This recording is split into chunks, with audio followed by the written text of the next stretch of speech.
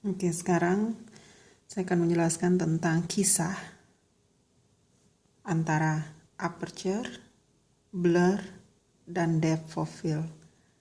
Bagaimanakah hubungan di antara mereka? Apakah ada komponen keempat? Kita lihat saja. Saya mulai dari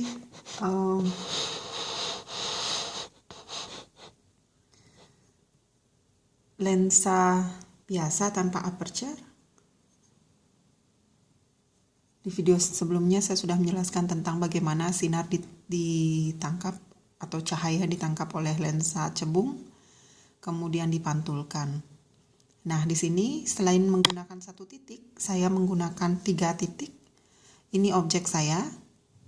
Anggap ini sebuah pohon atau sebuah tiang gitu. Kemudian yang saya mau pantulkan adalah titik pada ujung objek saya. Jadi di sini saya punya 3 titik.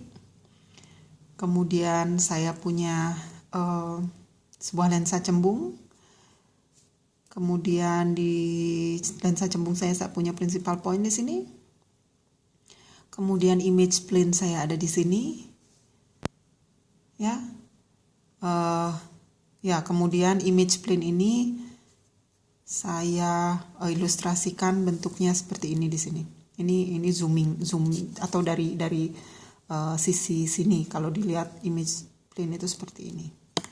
Ya, ceritanya lensa yang tanpa menggunakan aperture akan menangkap semua cahaya yang dipantulkan oleh objek yang ke arah lensa. Jadi misalkan saya punya fokus objek di sebelah sini. Tetapi saya menggunakan full lensa saya, dan apa yang terjadi, cahaya yang dipantulkan oleh objek saya yang perfect di sini, karena dia berada pada fokus, dia akan ditangkap cahayanya oleh lensa. Saya hanya menggunakan 3 cahaya ya. Tunggu sebentar, di penjelasan sebelumnya saya gambarkan lebih banyak cahaya, tapi di kasus kali ini saya cuman jelaskan tentang 3 saja. Ini untuk menyederhanakan penjelasan. Sebenarnya banyak ada ini cahayanya. Cuman saya ambil 3 di antara mereka. Ya, untuk yang ungu, titik saya yang ungu, ini memantulkan cahaya, kemudian ditangkap oleh lensa kemudian memantulkannya. Dan pada image plane yang ungu ini akan ditangkap menjadi sebuah titik karena dia perfect. Ini disebut dengan perfect point. Fokus dia. Jadi di image plane nanti jadinya satu titik kecil yang benar-benar sempurna yang pada fokus. Kemudian ada 2 titik lainnya, satu lebih dekat ke lensa, satunya lebih jauh ke lensa kalau dibandingkan dengan yang perfect point ini. Yang dekat ke lensa misalkan, jadi semua sinar yang masuk ke lensa ditangkap kemudian dipantulkan, dan bedanya adalah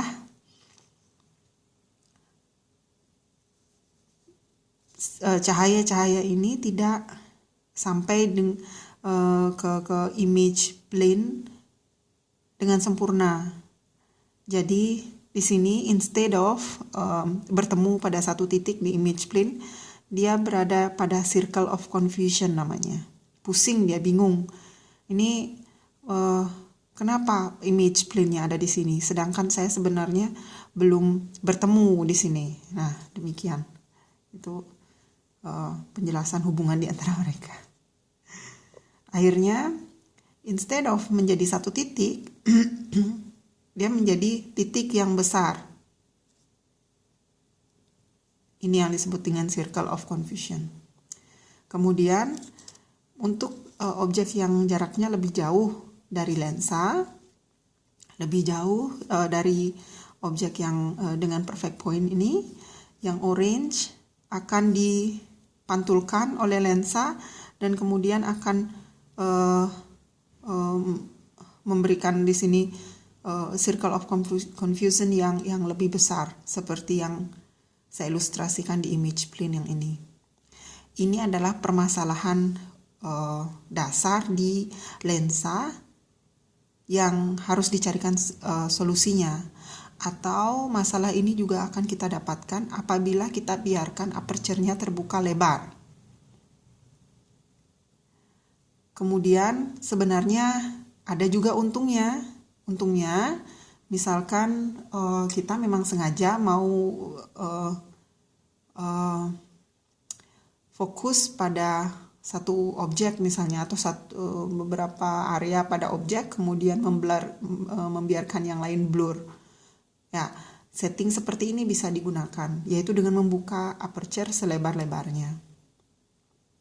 Ini salah satu efek depth of field-nya. Kemudian berikutnya dengan menambahkan aperture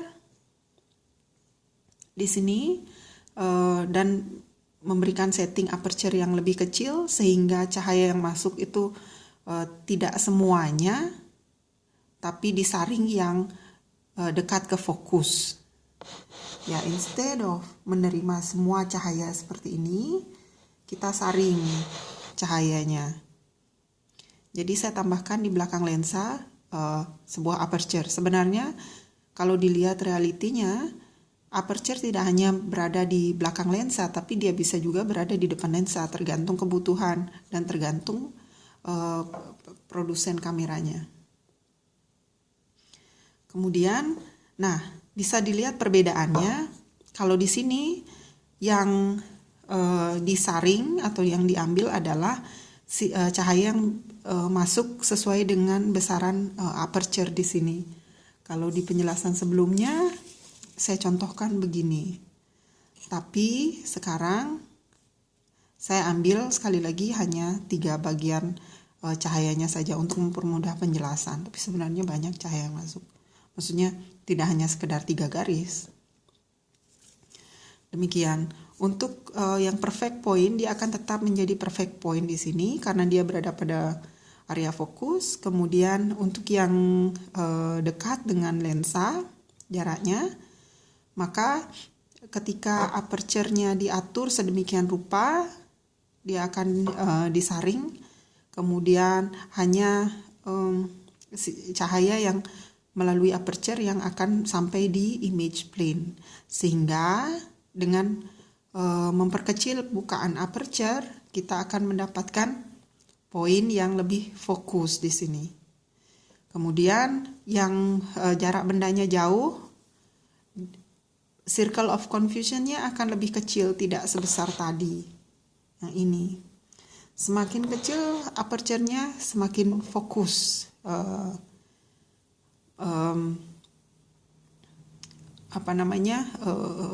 Objeknya jatuh ke image plane. Itu kenapa kalau misalnya kita setting aperture-nya kecil, maka objek yang berada di sekitar objek fokus juga akan tajam kelihatannya.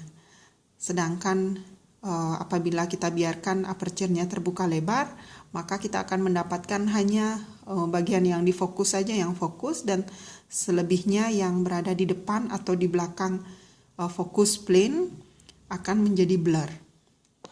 Ini yang sebenarnya inti dari apa yang mau saya jelaskan di bagian ini.